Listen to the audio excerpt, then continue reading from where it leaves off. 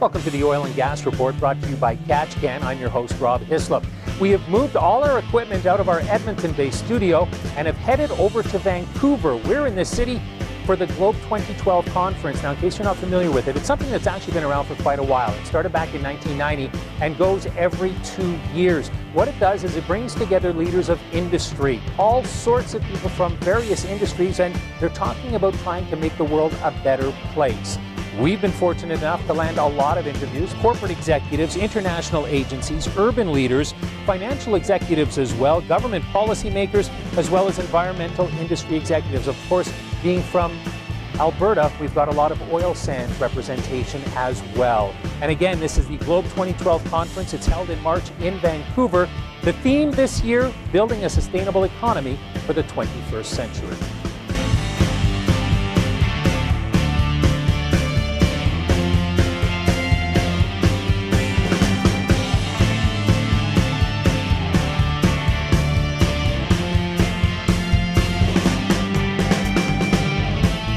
Joining us now is Mira Shenker with Renew Canada, and your company puts out a couple of publications. Yeah, we do. So Renew Canada is Canada's national infrastructure magazine, and Water Canada is Canada's national magazine about everything water, from policy to technology. Now, you've been coming to this conference, Globe 2012, a few times yourself, and you say your boss has been here since '92. Yeah, our publisher, the company that publishes these two magazines, is Actual Media, and our publisher has been coming since the beginning. So he's seen a real interesting progression. But even in the 3 or 4 Globes that I've been to, we've seen some interesting changes. So what have you seen then? Because I mean, they're talking about trying to make this a better world for everybody. Yeah. You've been here for a few of them, so you've seen what the promise has been. Yeah. Have they been fulfilled at all? I think so. I mean, obviously this is coming from a Canadian perspective. I think we've seen a lot of progress, especially in BC and in Vancouver, on the regulatory side, you know, making some good headway towards a low carbon economy. Quebec just passed the cap and trade, or just joined the Western Climate Initiative, and sort of is trying to go in that direction. But at the same time, I think year after year you see people with, you know, these really interesting, innovative technologies. People like to use the word innovative sort of as this, it's the new green or the new sustainable. You know, people use it as a catch-all, meaning good or better or future. But actually making change and working towards, you know, reducing our environmental footprint, I think has a lot less to do with the technology that you see in the trade show, and more to do with figuring out how to actually push those technologies into the market and get public sector on board, and get the public sector to allow private sector to make those changes and use those innovative technologies. That's the challenge. Well, I mean, you're talking about innovative technologies. The company that sponsors us, Katch, has its own niche, I guess, where it keeps well sites clean. It also has safety. Yeah. You've got to convince people, as you say, you've got to now get that into the market. That's it, right? And you know, I think we hear it. I've heard this every year on every panel that I go to, not just at Globe, but you know, other industry conferences, that it's really not about finding the technologies, discovering new technologies, being innovative.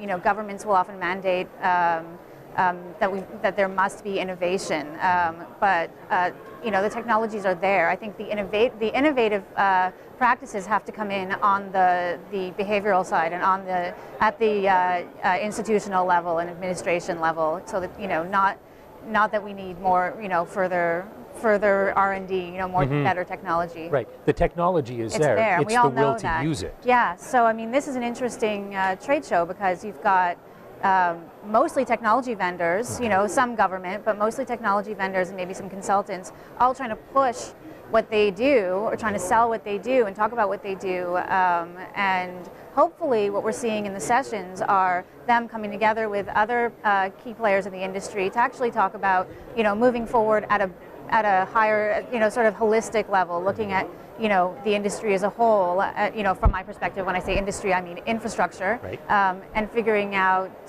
what are the best practices, where have there been real good efficiencies, you know, what regulations do we need to put in place, and where is it not a matter of regulation, but just a matter of more collaboration to get those technologies. So you've been to a few of these, so you must have walked away, say your first one, and thought, wow, there's some great ideas here. Yeah. Have those ideas been used? that you've seen, or do you look at it and go, wow, that seemed like such a great idea, I wonder why nobody's picked it up yet? Yeah. Does that seem to be more of what you walk away with? I mean, interestingly, the ideas that you see here tend to be more rhetoric around that, what I was just saying, that, how do you collaborate? How do you convince, we had someone in my session that I ran yesterday asking, how do I convince the other departments in my city that my integrated transit plan that takes into account energy efficiency and other factors is a good idea? Basically saying, how do I convince people that green is good? And that's a question that's been asked year after year as long as I've been coming and hasn't really been answered. So, have I seen progress? Baby steps, but nothing that's wowed me. Right. Sustainability, you were talking about catchphrases before. Yeah. Is that this year's catchphrase? I think innovation seems to be this year's word. People are talking about, let's innovate. How do we push innovation? What's innovative? And that applies to not just technologies, but regulation and how we run cities, how we run provinces in Canada. And then last globe it was smart. So there seems to be an interesting, people went from green to smart, and now we're talking innovation. Right. So, yeah. Good words. Good words, yeah. Important words if you know what they mean. Yes, yeah, and if you actually put them into practice. They can be so overused that it's like the word awesome. Awesome used to mean something quite different. I think it's so overused now that it's almost, it's lessened. The meaning is sort of, and I think that's the same for sustainability. People use it to mean good, better, which is great. But I like to see maybe people talk a little more specifically at these conferences about what they mean exactly by the, when they toss those words out. Right. Well, let's assume sustainability means doing today and protecting the future for future generations. Yeah. When you look at something like that, and with the stories that you've done with your magazines, where do you think the biggest stumbling block is? Is it in government and getting them to move? Because of course politicians have their own agendas all the time. Yeah. Or is it industry and they're just sort of stuck in quicksand and they're not always thinking ahead that way? Yeah, I think there are issues on both sides. I think in the case of government, they're certainly extremely risk averse, which makes sense. They need to protect the people that they represent. Water is an excellent example. It's a public health issue, right? So you can't mess around with that, and so they turn to the private sector and ask for innovation. But at the same time, they're extremely hesitant to take any kind of risk.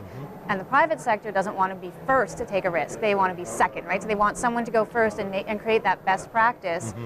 So there's some trepidation there. They also really love, something like a public-private partnership, which is, in Canada, we've really perfected that model of project delivery, where private sector comes in and, actually does the work and puts the money up front for a project. But sometimes when you have a model like that, what you end up with are a lot of cookie cutter projects. There's very little room for innovation. Right. So, Do you think it's an area that, should it be government that takes the lead on this, or should it be industry? Industry is the one that's going to make the money out of it. It seems like if government's involved, taxpayers have to pay for it. Yeah, I think private sector is taking the lead and should be taking the lead on it, but they need a yes from government. They can only do so much if they're getting a no, at that.